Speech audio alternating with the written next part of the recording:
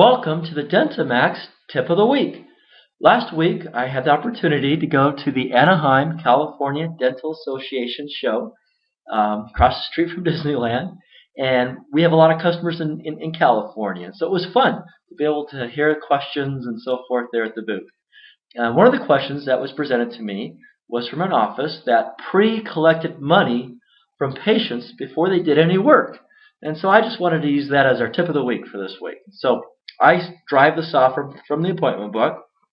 And so Nicole Woods is one of my patients. So I'll right click on Nicole Woods' appointment here, and we'll select View Ledger. She's a brand new patient, so there are no procedures on her ledger screen. And we are going to do, I think it's a crown, some other work on her. But I want to pre-collect the money. So the first thing that we'll do from the ledger screen, I'll go ahead and click on Add Patient Payment here on the side. Okay, so with our mouse, we'll click on that Add Patient Payment button.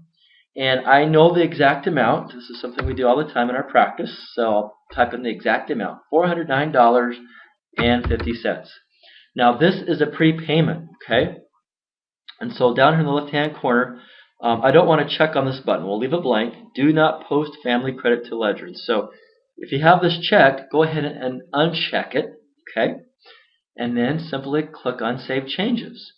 You'll note that we don't have any procedures to apply it to. So when I click on Save Changes, what it's going to do is going to post it as a credit in the patient's ledger. Okay, so the total applied to charges is $0. The payment amount, though, is $409.50. Okay, do you want us to put this on here as a credit on the ledger? Yes, I do. We want to place that $409.50 as a credit. So we'll say yes. The program will go ahead and place this as a credit right here, $409.50. Now, the patient sees our dentist in the back office. The work is done. They come back up to the front desk. When the dentist does the work, I'm going to go ahead and post over the procedure codes. So we'll do that. So in this case, we're going to go ahead and click on Use a Multi-Code, and we'll select our crown, build-up, and seat. Okay. So now we'll see that we have items to apply this credit amount to. I have this wonderful button right here at the top of my screen called Adjust Credits. Okay.